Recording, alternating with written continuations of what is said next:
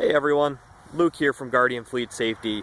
Today we're out in the back 40 of the shop here shooting a quick video of this 2016 Interceptor SUV that we just completed.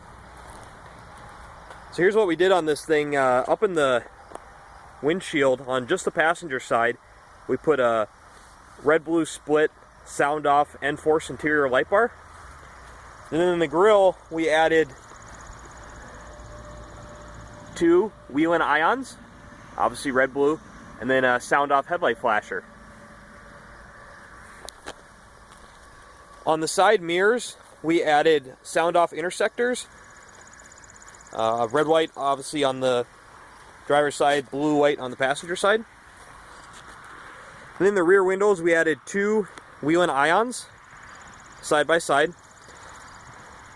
Those IONs really punch through that tint, which is one of the main reasons that we use them there. Some of the linear style light heads don't go through that as well. Then on the back, next to the license plates, we have a pair of Whelen M4s. On the rear spoiler, we have a pair of SoundOff 12 LED nFORCE grill and deck lights. They have the little bracket on them. And then a SoundOff taillight flasher.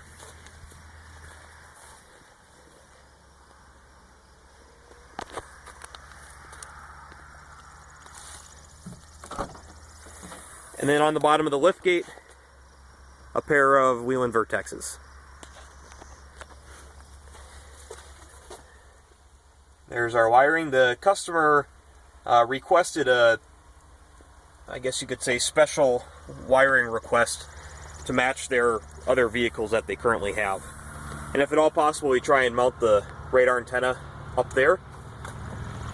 So when you have this open, you're free to grab stuff out of here and not worry about hitting the radar antenna or hitting your head.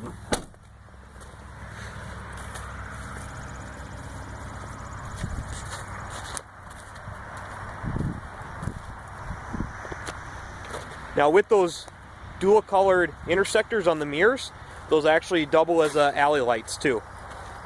So we can actually activate on the switch. We just set it up as an alley light, and then actually it goes to steady burn.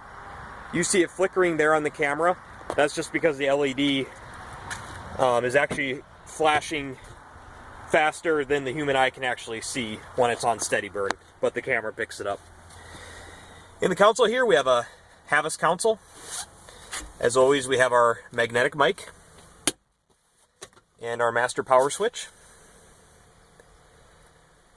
We got the Whelen 295 Siren and a customer provided EF Johnson 800 megahertz radio. It's got a Watchguard 4RE camera system.